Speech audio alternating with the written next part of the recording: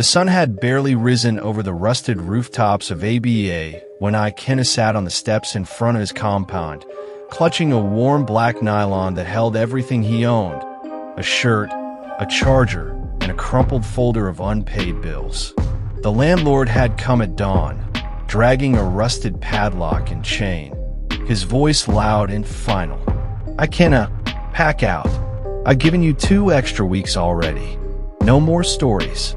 Before Ikenna could explain, beg, or even think, the man had yanked open the weather-beaten wooden door, tossed his nylon bag outside, and sealed the entrance shut with a clang that echoed through the sleepy neighborhood. That was how Ikenna found himself homeless by 6:45 a.m. No room, no job, no backup plan. He sat outside for nearly an hour, watching the world move on while his own had just been padlocked behind him. Neighbors passed with quiet nods. No one asked questions anymore. They were used to people falling.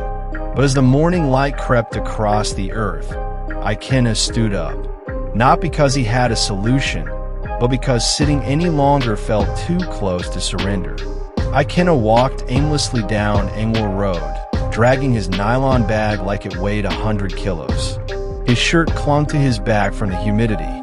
His eyes stung, not from tears, but from exhaustion.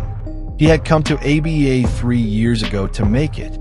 He wanted to start a printing business, learn design, save, grow. But the jobs dried up, clients stopped paying, and eventually, so did hope. He hadn't eaten since yesterday afternoon, just Gary soaked in sachet water. Even the security man who used to let him charge his phone now looked at him with suspicion. By 10 a.m., he was sitting under a mango tree beside a locked-up shop. That's when Chuka showed up, an old secondary school classmate who sold electronics down the road. "Guy, now you be this," Chuka said, staring. Ikenna nodded. "Long story." Chuka didn't ask more. He just handed him 500 Nigerian nairas and said, "Go buy food. Meet me for night shift at the warehouse by 6. I fit talk to Oga." That 500 Nigerian nairas tasted like grace.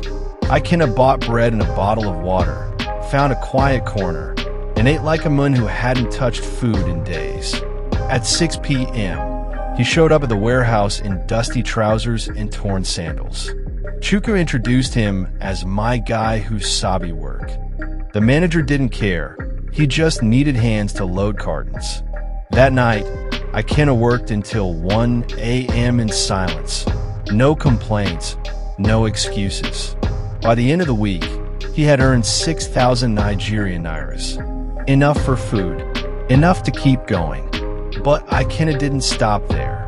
Every break, while the others rested or played games on their phones, he sat with a borrowed notepad, sketching business ideas, jotting quotes from the old entrepreneurship book Chuka had given him. 3 months passed. Ikenna saved half of every payment. He started learning CorelDRAW on a neighbor's laptop, borrowing power from a nearby barber during off hours. He designed simple logos and posters for market traders. Nigerian Naira 500, sometimes 300 Nigerian Nairas. By the end of the year, he had 48,000 Nigerian Nairas in savings, and one thing many around him didn't: discipline. Then came a break. A woman selling school bags in our area market needed a poster urgently. Her regular designer bailed. Chuka brought Ikenna in. In less than 24 hours, Ikenna delivered a bright, catchy design. She printed it. Sales tripled in a week. She brought 2 more customers. By the next year, Ikenna had upgraded from a corner in the warehouse to a small shared kiosk behind a vulcanizer shop. He bought a second-hand laptop, painted a board, sharp-edge prints. He designed flyers, banners, church handouts, seminar tags, anything. He started teaching 1 boy from the street, then 2. Today, people ask him, "How did you rise from nothing?" He doesn't say much.